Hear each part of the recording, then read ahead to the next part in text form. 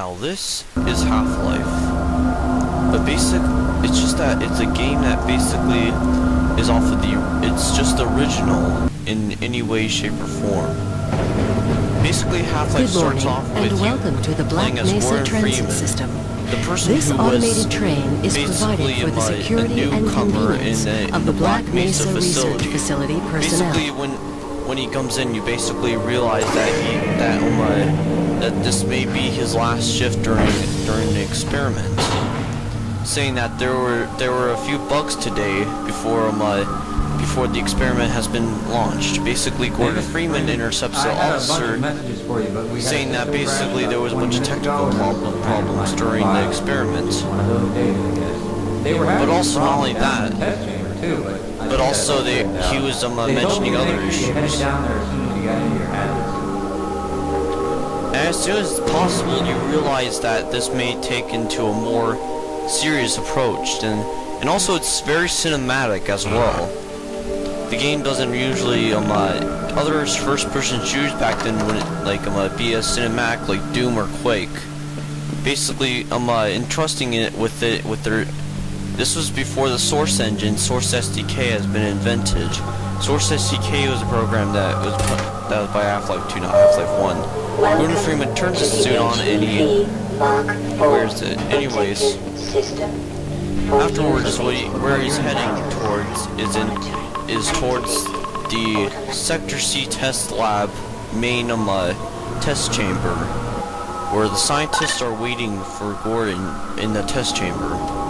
As they mentioned before, basically also not only that, but also basically the laboratory is studying on an artifact that was basically recently discovered in New Mexico in Black Mesa facility. In the test chamber. Basically, afterwards in Black Mesa, you would realize how much the incident will occur after a few moments of repeated scenes. It's good to see you. Equipment problems happen also. Not only that, but also it's just exactly like that. On with our equipment? And basically, it's just that Meant to do this in the first place. It's just that they recognize that basically the equipment is slowly being taken down. But these people were actually experimenting on the exact experiment, just the artifact. Basically, they were just studying on a crystal. Basically, and the resonance cascade was basically trying to just usually go for it. They were trying to experiment with more than just regular, super hyper speed on my human strength. Basically, they were doing an artifact that was underneath the world since the Civil War. Basically, they found it and decided it was a good idea to put it into Black Mesa. Anyways, as soon as possible, they were finishing up with the experiment until what happened is that pretty much an incident happened. So anyways, afterwards, then there is a carrier coming in. He had stopped the carrier into the analysis port in order to do something. But then Gordon Freeman by accident creates a resonance cascade, which basically means that basically this portal technology has been transmitted to another dimension called. And the being of the planet it's called Zen, a irreversible planet that basically was supposed to be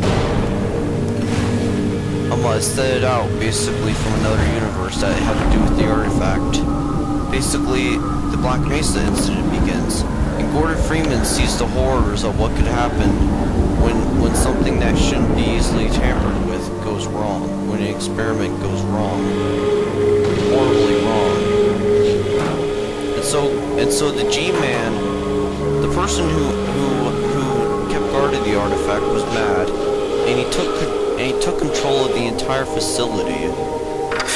So anyways, afterwards, then Gordon goes back up, and these people are alive, but their phones are out because they're too afraid to move from the reaction. We tried to warn them. Thank God for that hazard suit. But then afterwards, then you'll meet a very strange activity. He has to go to the other side of the facility, the Lambda Core, which used to be before the Resident Cascade scenario happened, before the Black Mesa incident. The other side of the base, basically, now is called Lambda Core. Before that, it was called Black Mesa until this was called Black Mesa. Gordon had to run into somewhat dangerous routes in order to go to it. And all Gordon's will is to do is what his capability is to do, and the objective is to just survive until you meet safety there. Until this, the game doesn't fuck around with you. You seriously have to go through one area to another. And it's a really fast-paced action game. But also not only that, but also it's a really great first-person shooter for even just back then in 1988. I'd have let you in. In 1998. Everyone's heading for the surface. But I think they're crazy not to stay put. Someone is bound to come by and rescue us. As well as that, the sentences did not make sense either. And so did the actualness. But anyways, Gordon Freeman finds out that... I overheard the secure access transmission. Soldiers have arrived, and they're coming to rescue us. Of course, I have my doubts if we'll live long enough to greet them. Just that, basically... we found out that basically the military is going to rescue the team, the Black Mesa team. But then they have different plans for Black Mesa. Oh my God, we're doomed! Instead, the military is going to turn on them instead of actually helping them. As you can see there's military murders. All turrets are set up, and basically they try their best. The military tries their best to try to destroy the scientist. Basically, because the government has a cleanup. Basically, they want to stop every single survivor from spreading the information of what happened towards the facility. And you'll meet various aliens during it also. Very few Vortigons only happen in this game, more than Half-Life 2. I'm sorry to say. But you find out the military turns on you. Gordon Freeman himself finds out that, and the military actually goes against Dr. Freeman.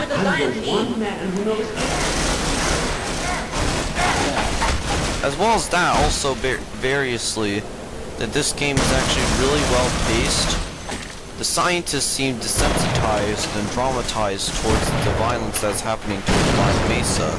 Because they're scientists, not combat ability personnel. Basically, they could actually but they could be a bit more manly. I mean, seriously, come on. Plus, the out point of the game is Gordon Freeman, called the most limitless potential man, the most free man out there, is able to save us. The gameplay is a bit unfair, though, to be quite honest. There's cheap deaths from the If I didn't come out here sooner or later, I would have been dead in there. Absolutely, there can't be any camping in this game. I'm not even kidding. You can't even camp just once in this game. Or else if you camp, then that means they'll be hunted down immediately. But anyways, yeah, the military do serious damage to the facility also. They're seriously trying to get a gang on us. A gangbang on us and try to attempt to get it past us. And to assassinate every single personnel. As well as that, Gordon Freeman meets a bunch of forces that are different from each other. Not just the aliens and the military, but the entire force of human beings, like the Black Ops. Now, I'm going to be fixing this game into normal because I would really want to play this. And so then afterwards, Gordon Freeman's adventure was a bit more rougher than usual. And the developer who made this game was none other than Valve. Valve is the one that made this game from Valve Software. This is before Source SDK happened, like I said. Anyways, you'll meet Black Ops, you'll meet aliens, you'll meet other military forces that are not. You'll meet the Navy. You'll have to fight against the Navy, and the military will face the Navy against each other.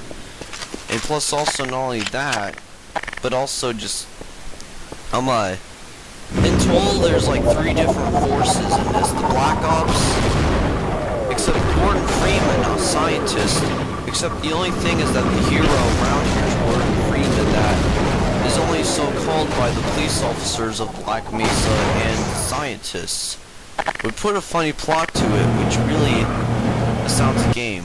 Now there's supposed to be a battlefield coming around, but you can't hear it because they didn't make surround sound back then. It was a great hit back then, and basically Half-Life was still basically in its popularity. It had over 1 million copies during it, and called it the best game of the year. Now after I'm done reviewing this, I'm just gonna go to sleep, so I'm just gonna get on fast on what I want to say here. Stop hating on the game, whoever hates this, and just play it for once. You'll like the game because it's probably one of the greatest action games in the world. Plus also, I recommend you buy the Half-Life Source version. The only bitch around this game is basically the tentacles, which really could be very frustrating. I'm making this look easy, but it's just that it's really super hard. You'll be dead in an instant. Ah, shit. I mean, do you have any idea how annoying these fuckers are? The octopus is just absolutely annoying as hell. I'm serious. Try to play it for your first time and you'll die in like 1 second as soon as you get out there. I'm making it look easy by throwing frags. Oh shit, I forgot to do that. Oh fucking shit, I have to go back there again?